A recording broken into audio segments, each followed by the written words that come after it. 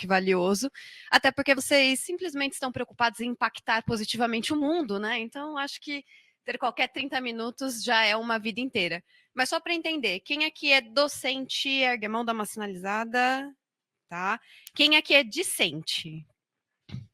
Tá, a galera do fundão é a galera decente, já entendi também a preferência. Não, tudo bem.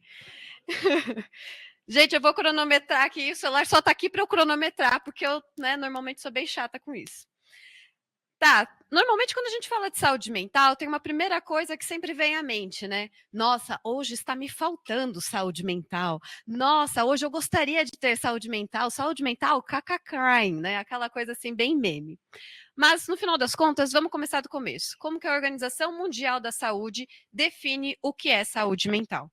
Então, um estado de bem-estar que auxilia o sujeito a lidar com fatores estressores da vida, perceber as próprias habilidades, aprender e trabalhar satisfatoriamente e a contribuir com a sua comunidade. Componente integral de saúde e bem-estar que sustenta as habilidades individuais e coletivas de tomada de decisão, construir relacionamentos e mudar o mundo em que vivemos. Um direito humano básico fundamental para o desenvolvimento individual, coletivo e socioeconômico.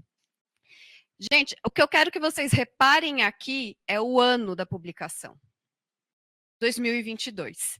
Então, apesar de estarmos falando há um tanto de tempo sobre o que é saúde mental, ainda assim, o que conhecemos ou o que conseguimos acessar de ideia sobre o tema é muito recente. E quando a gente vai considerar, então, até mesmo o efeito pós-pandêmico, ainda estamos em calamidade. O Brasil, desde antes da pandemia, é o campeão em ansiedade. E quando a gente fala ansiedade, claro que logo depois vem psicodiagnóstico como a depressão, e nós somos um dos países que mais medicamentaliza no mundo. Isso para, assim, a gente nem precisa falar só dos centros urbanos. Se a gente for nas áreas rurais, em que muitas vezes o acesso a equipamentos de saúde é um pouco mais debilitado, então aí a gente vai ver muito ainda mais o uso medicamentoso do que se a gente for pensar o recurso de uma assistência social ou até mesmo, por exemplo, dos próprios profissionais de psicologia dentro da saúde. Bem, acho que já deu o tom da coisa, né? Meu Deus, e agora? Mas, para trazer então um pouco mais, expandir um pouco o que é a ideia de saúde mental, será que eu tenho, será que eu não tenho? Eu trago então o modelo biopsicossocial. O modelo biopsicossocial, ele é da década de 70, quase 80, e ele foi inaugurado exatamente para trazer a visão de um ser humano integral, de um ser humano holístico, ou seja, somos mais do que uma carcaça que perambula pelo mundo. E quando a gente então faz essa transposição do modelo biopsicossocial, nós estamos falando tanto de fatores de risco, fatores estressores, como fatores protetivos. Saúde mental, no final das contas, não é ter uma vida isenta de estresse, apesar de ser muitas vezes o que a gente gostaria. Mas não é isso, é saber, então, e ter condições para equilibrar tudo aquilo que nos estressa, tudo aquilo que nos vulnerabiliza, com aquilo também que nos protege. Mas é muito simples se a gente individualizar a questão. Então, ai, é que eu sou mais sensível. Ai, é que eu não posso me sentir desse jeito. Muito pelo contrário. Quando a gente fala, então, exatamente a partir do modelo biopsicossocial, a gente está falando que sim, existem características que são próprias nossa, por vezes, inclusive, próprias da genética. Então, de fato, que vai trazer uma complexidade maior para o que a gente vai pensar sobre esse sujeito, sobre como ele funciona. Se então a gente considerar psicodiagnósticos que hoje perpassam muito a questão das aprendizagens, por exemplo, quem nunca ouviu falar sobre TDA, TDAH, a questão com o autismo nesse momento. Então, estamos falando, sim, de como os psicodiagnósticos, eles interferem, eles adaptam o nosso estilo de vida e como que a gente vai entender quem está diante de nós. E quando eu falo isso, gente, eu não estou falando só dos meus aluninhos na escola de ensino médio, que estão, quem sabe, sonhando estar no lugar de vocês hoje. Principalmente com receio sobre, Ju, eu quero ser pesquisador no Brasil, e agora? E se tem uma pergunta que, para mim, me toca muito, ainda mais diante de vocês, é exatamente isso. Eu acredito na pesquisa como um modo de mudar o mundo. Eu acredito na pesquisa porque também faz parte de mim. Como que eu vou acreditar nisso, nesse país, nessas condições? E isso, caros, também é no sentido de um fator protetivo, porque diz de quem a gente entende que somos no mundo, do que a gente quer fazer, mas também é um fator de risco quando a gente considera principalmente o social, que não está, então, nas melhores condições, ou sequer em condições de fornecer tudo isso para nós. Agora, eu tive, então, a grata oportunidade de fazer essa fala logo depois do Landulfo e da Denise. Gente, eu fiz questão de chegar um pouco mais cedo para poder ouvir um pouco das falas dos colegas anteriores. E quanta notícia que vocês têm, né? Quanta informação. E algumas muito boas. Gente, então, assim, parabéns por vocês persistirem. Parabéns por vocês estarem aqui ocupando esse espaço. Porque ele pôde ser sonhado. E vocês lutaram muito para estar aqui. Só vocês sabem a história de vocês.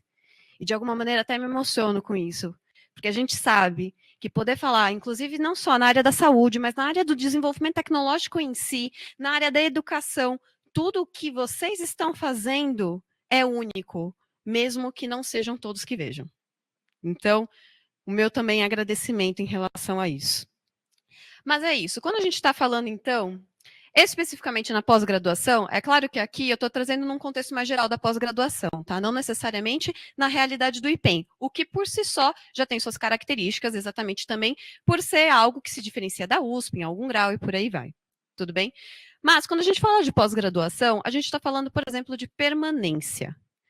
Quando a gente fala de permanência, a gente está falando das bolsas e dos auxílios, porque muitas vezes a gente entende a pesquisa não necessariamente como um trabalho. No Brasil, ainda mais. Parece que simplesmente é mais uma certificação a colocar no currículo, quando não. É uma profissão. É que, por vezes, fica difícil da gente falar só, eu sou pesquisador. Muitas vezes a pessoa fala assim, que mais? Ah, traumatizado um pouco também, né? Minha pálpebra fica mexendo um pouquinho, né? Mas é isso, vocês são pesquisadores. E isso, por si só, já é muito, e isso por si só é suficiente. Ou pelo menos deveria ser. Né? Então, quando a gente fala da questão da permanência, a gente está falando do lugar social que vocês ocupam. E muitas vezes, lembrem-se que por mais que essa trajetória seja difícil, ainda assim vocês estão abrindo caminhos para muito mais pessoas que estão por vir. Então, quando eu digo assim, da permanência, para a questão das bolsas e ações afirmativas, que é quando a gente fala de cotas, poxa, a gente entende, então, que num cenário social, psicológico, faz diferença. Como que eu acesso a universidade? Como que eu acesso os institutos de pesquisa? Como que eu acesso isso, que mais do que um sonho agora virou um projeto de vida? Não é tão simples. Então, se vocês forem parar para pensar a quantidade de gente que pode parar vocês na rua de como você conseguiu? Como é que faz? Gente, tem gente que não consegue ler um edital de processo seletivo ainda hoje. A gente está passando por um momento pós-pandêmico em que, inclusive, a adesão aos programas de pós-graduação diminuiu.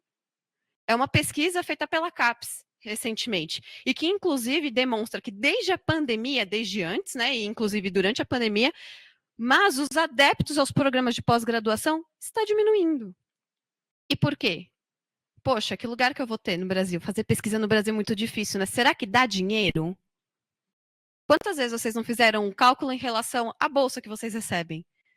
Aos gastos que vocês recebem? Vocês, por vezes, estão ali vivendo a vida de vocês, considerando outros dependentes, a família de vocês. Poder sonhar outras coisas, inclusive dentro da pesquisa. Então, sim, é muito importante quando a gente coloca isso em pauta. Não só em prática, mas em pauta. E saibam já, de antemão, que permanência estudantil, no geral, porque querendo ou não, quem não foi aluno aqui, não é mesmo? Alguns ainda estão sendo alunos, né? Mas quem não foi? Então, essa proximidade em relação ao outro, veja, é para lembrar que vocês são mais do que a pesquisa também. Mas a pesquisa não acontece sem vocês. Então, por mais que sim, de fato, a gente entenda a pesquisa como esse impacto social, também, inclusive, como o impacto das nossas próprias vidas, a gente não pode deixar de olhar para o outro. Quem é esse outro? Quem é o meu colega? O que, que ele está passando? Será que eu consigo saber? Porque fica muito mais fácil mesmo a nossa vida. E eu não julgo nesse sentido. Fica muito mais fácil a gente falar assim, ah, ele é mais quieto mesmo. Só que às vezes a gente só consegue ter essa dimensão se a gente também convive. Porque senão é um outro estranho que eu vejo de vez em quando, em certos dias da semana, em certos horários, passando pela minha vida.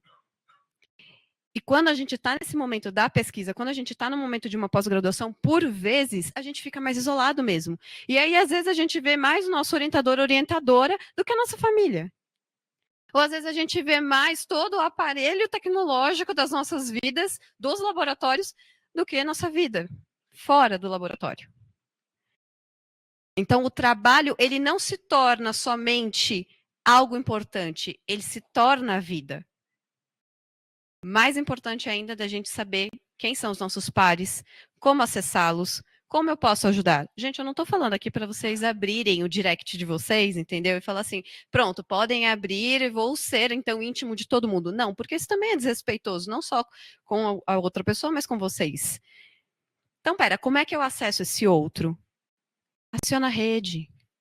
Docentes, vocês são responsáveis ainda mais nesse momento. Estar atento aos seus orientandos. Pode fazer toda a diferença esse olhar. Mas como que eu acesso? Pede ajuda. Em 2020 e 2021, eu atendi um pós-graduando da Poli, que inclusive veio por intermédio da própria docente orientadora dele. Porque ele não conseguia pedir ajuda. E a situação estava bem grave. Então, saibam que, por vezes, nós somos adultos responsáveis de nós mesmos, mas também daqueles com quem a gente convive. Mas não é fácil pedir ajuda. E isso, por vezes, é o principal que a gente precisa lembrar. Pedir ajuda não é sinal de fraqueza, não é sinal de incompetência, de insuficiência.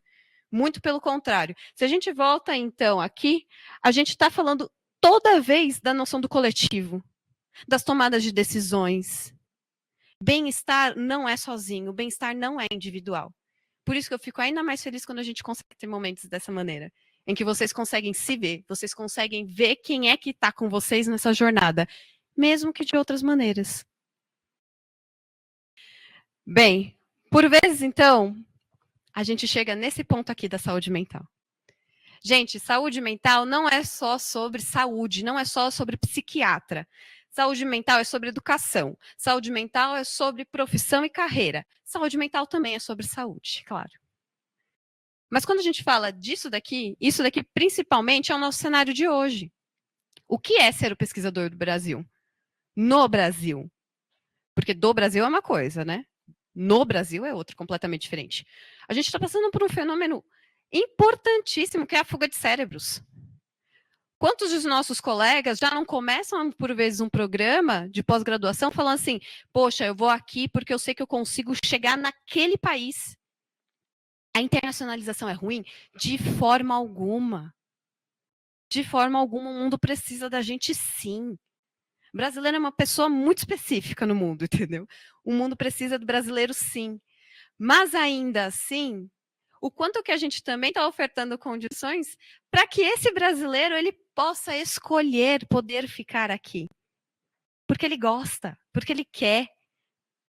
Porque ele vê que o Brasil não é só uma potência, não é só um vir a ser, porque ele já pode ser. Olha quantos projetos a gente acabou de ver. Olha quanta coisa boa que está surgindo e que são vocês que estão produzindo. É que, de novo, às vezes parece que é só mais uma tarefa do dia a dia, mas não. Só que assim, né? Quando a gente fala dessa parte, muitas vezes as pessoas falam assim, nossa, mas você trabalha com comportamento suicida e autolesivo e orientação profissional, o que uma coisa tem a ver com a outra? Eu brinco que na minha função, né, no meu lugar, é poder ofertar condições diferentes de escolha. Os meus alunos de ensino médio, eles sonham estar no lugar de vocês. Ser docente de universidade, ser pesquisador. Vocês são sonhos encarnados de alguém. Vocês são, inclusive, no mínimo, sonhos encarnados de vocês mesmos por alcançar esse lugar. Isso é muita coisa. Mas a gente sabe que nem tudo é flores. Né? Então, peraí, a remuneração é uma coisa que sempre aparece. Também fiz parte do núcleo de aconselhamento de orientação profissional do IP, do Instituto de Psicologia aqui da USP. E, inclusive, uma das pessoas que eu atendi foi uma pós-graduanda, no caso da biologia, em que ela falou, tá, eu fiz toda essa carreira, e agora, para onde eu vou? Não é uma pergunta simples mesmo, mas saibam que vocês não precisam respondê-la ou tentar respondê-la sozinhos. Existe trabalho para isso. Existe alguém que vai escutar vocês e que vai conseguir pensar e construir o projeto de futuro a partir disso. Será que é pela docência? Será que é por algum instituto de pesquisa? Instituto de pesquisa público, particular? Não, pera, eu quero fazer uma entrada no mercado de trabalho. No mercado de trabalho já do setor privado. Como faz? Porque muitas vezes é essa pergunta também que a gente se depara. Como faz? Da mesma maneira como vocês se fizeram há um tanto tempo de atrás para estar no lugar onde vocês estão. Como que eu faço para chegar até ali? Então, quando a gente fala de permanência, é claro que para os setores diferentes, né? Cada pós-graduação, cada programa de pós-graduação vai viver os seus dilemas, e tudo bem, é importante a gente também considerar isso. Mas ainda assim, quando a gente está falando de pesquisa, a gente está falando de carreira. E carreira, a gente está falando de perspectiva de futuro. Que futuro que eu posso sonhar para mim? Isso também a gente está falando de saúde mental. É sobre bem-estar. Mas a gente não consegue fazer as coisas sozinhos. E vocês já repararam nisso. O quanto que é difícil fazer pesquisa no Brasil, o quanto que é difícil, inclusive, falar que isso é possível. Mas que bom que não estamos sozinhos para isso. E já mudou bastante. Só dos rostos que eu vejo nessa sala já mudou bastante do que seria uma conversa de um grupo de pós-graduação há uns tantos anos atrás. Ainda somos um grupo muito seleto. É verdade. Mas já mudou bastante. E que bom por isso. Quando a gente fala, então, inclusive, na questão de profissão ou carreira, a gente também está falando da questão do burnout e do desempenho. Gente, acho que vocês já repararam bastante, né? Como a gente comenta de pós-graduação, a questão da produtividade, dos programas, nota, CAPES e por aí vai. Desempenho é importante? Claro que é. Vamos voltar lá na definição da Organização Mundial da Saúde. Satisfatoriamente desempenho em aprendizado e trabalho. Até porque também é uma maneira da gente mostrar que o nosso trabalho vale. É um reconhecimento. Existe uma norma social em relação a isso. Mas qual que é o limite? Qual que é o limite para tudo isso ainda permanecer em sentido? Qual que é o limite que eu consigo ofertar para esse contexto? Muitas vezes a noção de limite, ela passa desapercebida ou ela passa de novo como uma questão de fraqueza. A pessoa não aguentou. E aí, de repente, a gente tem muitos discursos de pós-graduação, de novo, não necessariamente do IPEM, em que as pessoas falam que, na verdade, virou uma tortura, o sonho virou um pesadelo. Quando não é para ser assim, ou pelo menos não precisa ser assim. E sim, vamos ter momentos de altos e baixos. Claro que sim. Vai ter aquele prazo que vai ser mais apertado, vai ter aquela publicação que vai dar aquela travada e que precisa liberar, vai ter avaliação de currículo, vai ter, então, poxa, para a gente permanecer o programa no nível que ele está, a gente precisa de tantas publicações. Isso ainda vai persistir. Tudo bem, ok, faz parte. Mas em que condições a gente vai fazer isso? O artigo vai passar por cima da pessoa que está produzindo esse artigo? A pesquisa não existe sem a pessoa. Ah, mas e inteligência artificial, gente, né? De vez em quando vem esse papo, né? A inteligência artificial vai dominar o mundo e vai dominar os seres humanos, aquela coisa meio Blade Runner, assim, né? Mas, enfim, a inteligência artificial, ela vem e vocês estão na ponta desse desenvolvimento, inclusive, é para a gente transformar o mundo mais humano.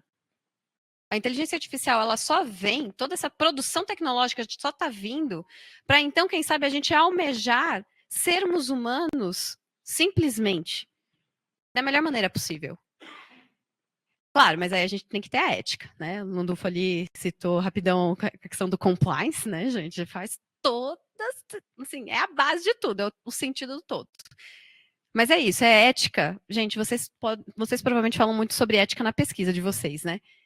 E a ética com quem está do lado? Não estou falando para todo mundo ser amigo de todo mundo. Isso é, inclusive, desrespeitoso, né? Mas o que eu estou falando assim, que olhar que eu tenho para a pessoa que está do meu lado, eu consigo fornecer condições para que esse coletivo possa ser diferente? Porque questões de ambiente de trabalho pegam bastante, entendeu? Eu estou facilitando ou eu estou prejudicando que o meu ambiente de trabalho seja melhor? E eu não estou falando, de novo, gente, da gente sobrepor a qualquer limite pessoal. Não é isso.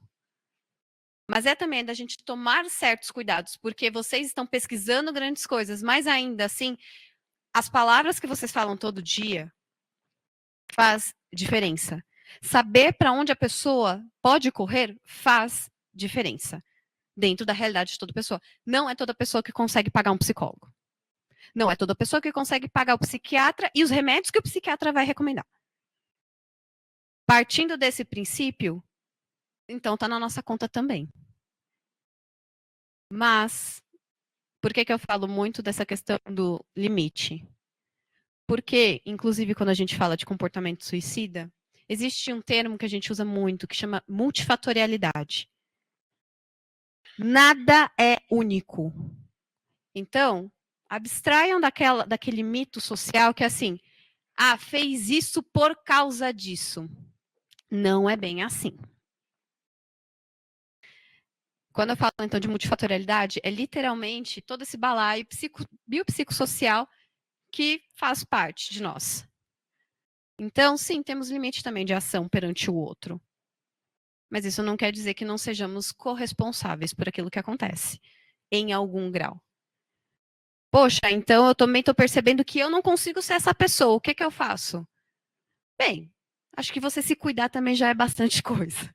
Às vezes a gente esquece de se cuidar exatamente pela quantidade de coisa que vem e nos atropela. Né? Não sei o quanto de vocês já estão aí passando várias histórias na cabeça, né? Ou pelo menos, se não as próprias, de pessoas que vocês puderam ver, de pessoas que vocês puderam ouvir, entrar em contato com. Mas pode ser diferente. Gente, questões, por exemplo, de comportamento suicida, comportamento autolesivo, psicodiagnósticos, depressão, ansiedade, vão existir. Ponto. Mas a gente pode ofertar condições diferentes para que até essa existência possa ser diferente. Muito bem. A questão do burnout, eu só vou dar um outro ponto aqui forte, porque assim, para vocês terem noção, o burnout é um psicodiagnóstico, de alguma maneira, mas ele não é diagnosticado, por exemplo, por psiquiatra, necessariamente. Quem vai estar principalmente diagnosticando burnout é o médico do trabalho. Além também, né, claro, com o papel do psicólogo. A OMS, ela define o burnout como uma condição associada às circunstâncias trabalhistas. Então, ela é diferente, sim, de depressão, ansiedade e outros possíveis psicodiagnósticos. Se então a gente fala que o burnout ele está associado às condições de trabalho, de novo, retomamos exatamente essas condições de trabalho. Quem sou eu no meu ambiente de trabalho? Como que eu posso persistir para que, então, o trabalho que eu produzo, o trabalho que eu acredito, ele também possa ficar melhor? Gente, talvez os frutos que a gente consiga, quem sabe um dia colher em relação ao que é pesquisa no Brasil, não seja na geração de vocês, tanto dos docentes quanto dos discentes. Mas é um pouco do que o Landulfo estava falando antes. A gente precisa, em algum momento, plantar.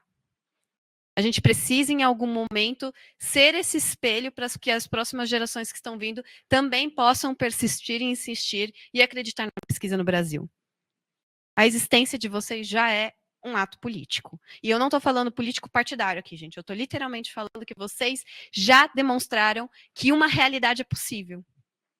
E isso faz toda a diferença. É que às vezes a gente esquece que a gente sonhou isso pra gente em algum momento, né? Porque vira um trabalho. E tudo bem, faz parte.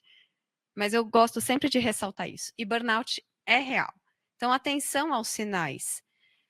Um desgaste gigantesco, é uma fadiga não só física, mas é uma fadiga emocional, é uma fadiga psicológica, é uma não vontade de fazer as coisas que normalmente você fazia associadas ao trabalho. É aquela coisa, acionou o PIN, a musiquinha do caiu um e-mail, caiu uma mensagem, você já para de respirar.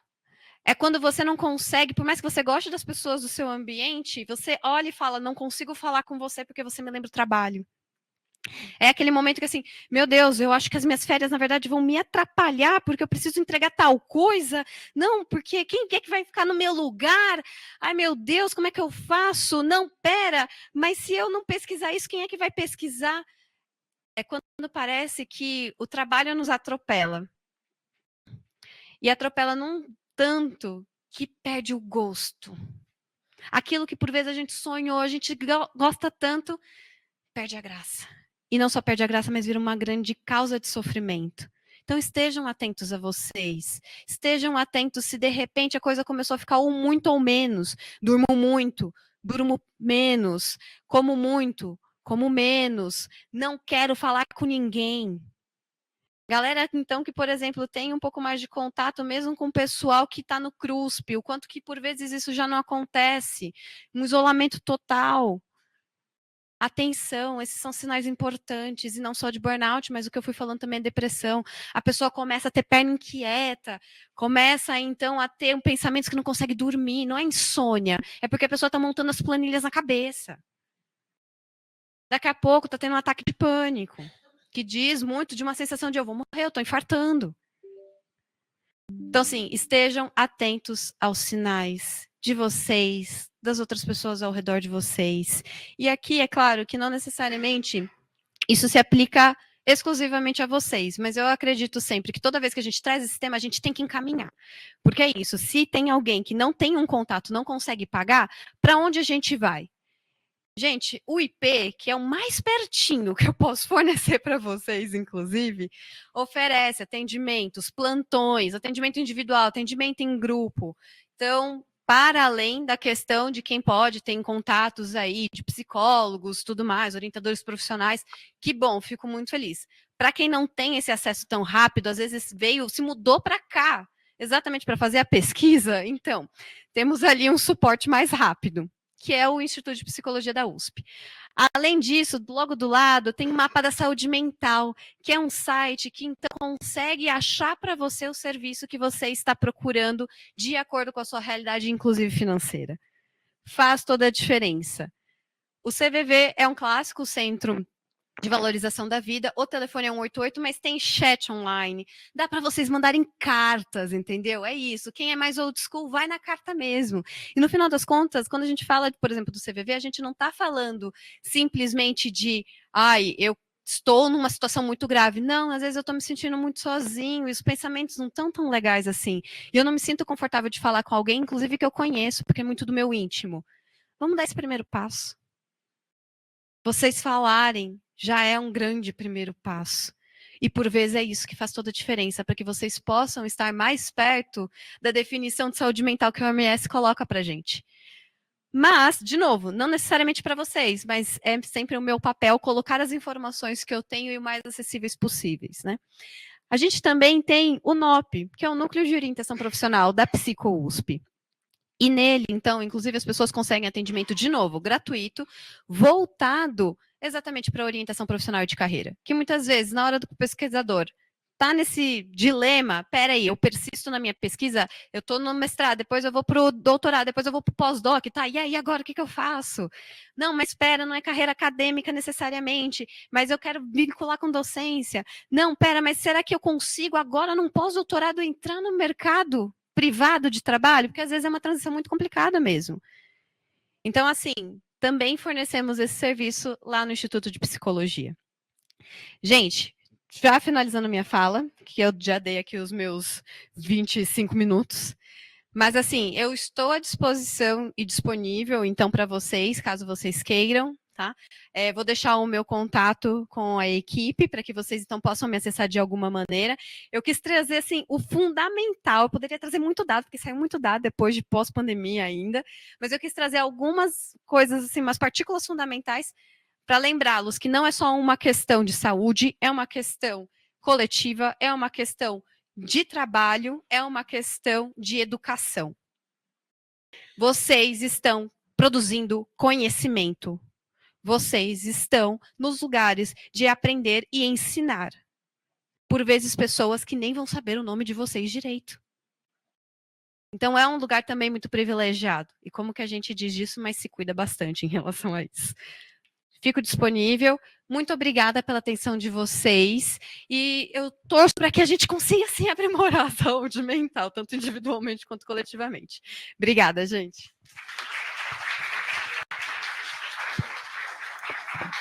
Doutora Juliana, é possível disponibilizarmos sua apresentação? Sim, eu disponibilizar. Muito obrigado. Nós agradecemos a doutora Juliana Riga de Lima, que apresentou um tema que, evidentemente, suscita muita informação e muitas dúvidas. Então, quem desejar enviar alguma mensagem, pode fazê-lo pelo spgipem@ipem.br, e vamos dar, então, prosseguimento anunciando o próximo tema, empreendedorismo, que será apresentado pelo Dr. Augusto Raupp, vindo do Ministério da Ciência, Tecnologia e Inovação, e com mais de 30 anos de experiência na análise de formulação de políticas públicas para o incentivo de empresas de base tecnológica.